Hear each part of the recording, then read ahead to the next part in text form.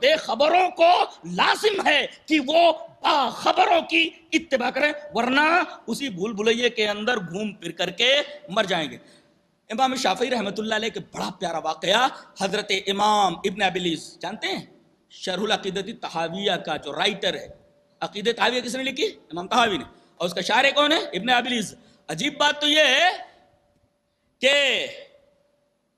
عقیدے کی سب سے بہترین کتاب ہے یہ شرح العقیدۃ الطحاویہ، رائٹر ہے امام طحاوی اور شارح ابن ابی العز۔ ابن ابی العز نے حضرت امام شافعی کا بڑا پیارا واقعہ بیان فرمایا ہے۔ بہت سارے لوگ امام شافعی کی تقلید کرتے ہیں، آئیے دیکھیں ذرا حدیث اس طرح، قال البخاری سمعت الحمیدی یقول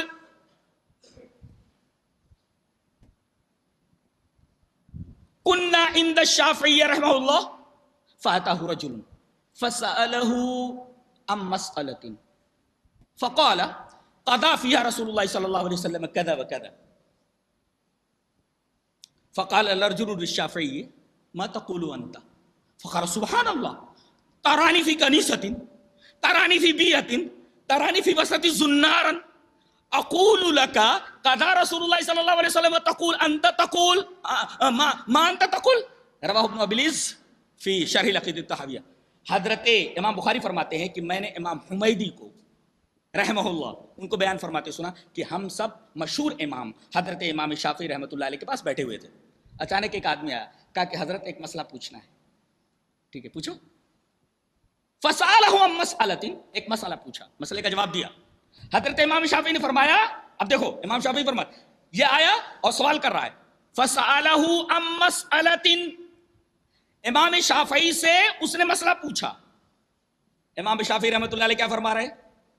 قضا فیہا رسول اللہ صلی اللہ علیہ وسلم کذا و کذا، رسول اللہ صلی اللہ علیہ وسلم نے اس مسئلے میں یہ فیصلہ کیا ہے۔ پتہ یہ چلا کہ امام جو بھی مسئلہ بتاتا تھا قرآن اور حدیث کی روشنی میں بتاتا تھا، اپنی طرف سے نہیں بتاتا تھا۔ دیکھیے یہاں فرما رہے جو تو نے مسئلہ پوچھا ہے، قضا فیہا رسول اللہ صلی اللہ علیہ وسلم کذا و کذا، رسول اللہ صلی اللہ علیہ وسلم نے اس مسئلے میں یہ بتایا ہے۔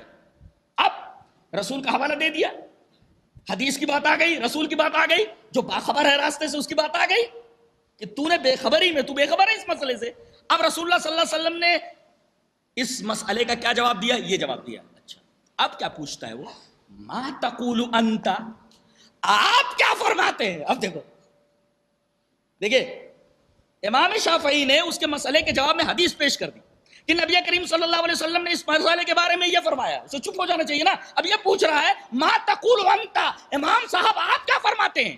حضرت امام شافعی رحمۃ اللہ علیہ کا چہرہ سرخ ہو گیا، فقال سبحان اللہ، کہا کہ اللہ پاک ہے، ارے ترانی فی کنیستن، تو مجھے گرجا گھر میں دیکھ رہا ہے، میں گرجا گھر میں کھڑا ہوا ہوں، اللہ کے بندے، ترانی فی بیتن، تو مجھے دیکھ رہا ہے کہ میں کسی یہودی کے معبد کے اندر، کسی یہودی کے معبد کے اندر کھڑا ہوا ہوں، عبادت خانے میں کھڑا ہوا ہوں، ارے ترانی فی وسط زنارن، ارے میں کوئی ہندو نظر آ رہا ہوں، میرے کمر کے اندر زنار جنیوں بندھا ہوا ہے، کیا دیکھ لیا تو نے؟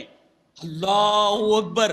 حضرت امام شافعی فرما رہے ارے اللہ کے بندے، جب میں نے حدیث پیش کر دی تو میری رائے جاننے کا مطلب یہ ہوا کہ تو مجھے عیسائی سمجھ رہا ہے، تو مجھے یہودی سمجھ رہا ہے، اور تو مجھے ہندو سمجھ رہا ہے۔ ترانی فی وسط زنارن، میرے کمر کے اندر تو زنار دیکھ رہا ہے، اللہ کے بندے تیری جرأت کیسے ہوئی؟ اقول لک قضا رسول اللہ صلی اللہ علیہ وسلم، میں نے یہ بتایا کہ رسول اللہ صلی اللہ علیہ وسلم نے مسئلے میں یہ کہا ہے، وہ تقول، اور تو بولتا ہے ما تقول انت، کہ تم کیا بول رہے ہو؟ ارے نبی کے حکم کے مقابلے میں امام شافعی کے رائے کی اور ان کی بات کی کیا ویلیویشن ہو سکتی ہے؟ یہ ہے امام شافعی رحمۃ اللہ علیہ کا مقام۔